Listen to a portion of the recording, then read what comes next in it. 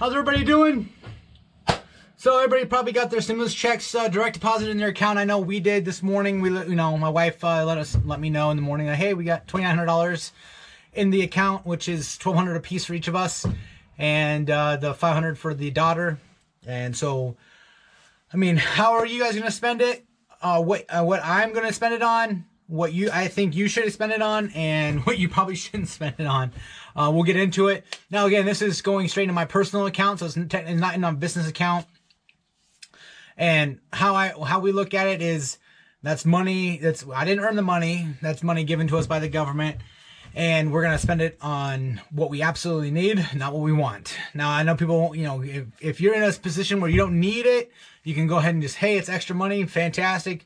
More, I wouldn't do it. You're just gonna blow it on video games and whatever, something that doesn't really have any kind of value besides a little bit of entertainment. And I mean, to each his own, but I would absolutely probably put that, invest it either in your own business, into the market, something where you can get a little better return on it.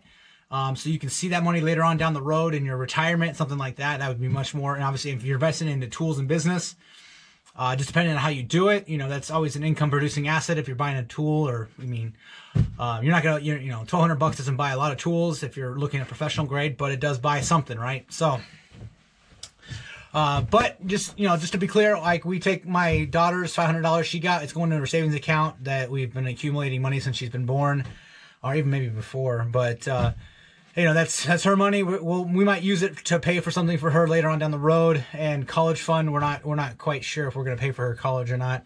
But we got 16 and a half years to wait for that. So, anyways, what we're going to plan on doing is basically, it's just going to save it, put it in the account, and once we find something we need, like say if it gets to dire straits where we absolutely need it, then we'll use it. But it's just gonna sit in our account and just stay there until we absolutely need it, because I don't know how long this is gonna last.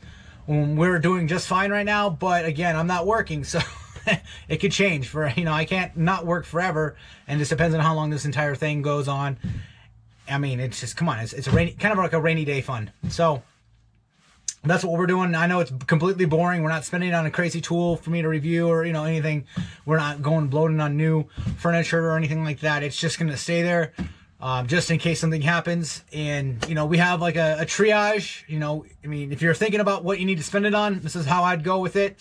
What's the main thing you need? You need shelter. So how about your rent or your mortgage? So I mean, for sure. I mean, I know maybe renters are forgiving the rent or whatnot, or just as long as you have shelter. I mean, you need someplace to stay at night, protect you from the elements. That's number one. That would be absolutely number one, is your rent or your mortgage. Now you're also going to need, obviously in your utility bills, you don't want to get them shut off. So I don't know, in your area, they might just say, hey, you don't have to pay for 90 days, 100, draw it out. And that's where you'd save the money in case you needed to, but draw it out as long as you can, or keep paying depending on, if it hurts your credit or not. I would definitely make sure my water, electric, and gas, if you're heating with gas, are all up, because you need that to live. I mean, bare necessities here, right? So, and then we're going with, that water is obviously, you're going to need water because you can only live for 3 days without water. And you freeze to death, right? So you need heat and shelter. That's where it comes in. And then food after that, if you got all those taken care of and you got remaining, food, definitely you're going to need some food out there. Save that, and then after that, then I would go into, car payments, anything, as far as anything else you can save your credit history, you want to protect that a little bit, right? So, but those are down the line. I know, everybody's offering, 0% and deferring for 3 months, 6 months or whatever it is. But, you want to triage all your bills. If you're absolutely no income. Now, if you have income and you're still going, then hey, this video is not for you. So now, as far as investing in the business, if I had the $1,200 to invest, and obviously I have the tools I need, I would probably put that into either self-improvement. So if you need to, if you've been in Michigan, you can get a builder's license. You can take the course, and it's probably, I paid $650 for the course, and then the test is another $150 or whatnot each time. So if you fail it, you gotta pay another whatever it is. But so put that money towards that if and you got plenty of free time, right? So, or if it's a different kind of licensing, hey, you're different states or different way. But you know, invest in that because it always pays dividends down the road for sure. And then, or you know, if there's a tool you've been absolutely needing and you got a reason for it, you can't really work. I mean, depending on your state, but you can't work in here in Michigan. So there's no need, absolutely no need for a tool right now because I can't make money with it right now. So there's absolutely no reason for me to buy a tool. I know.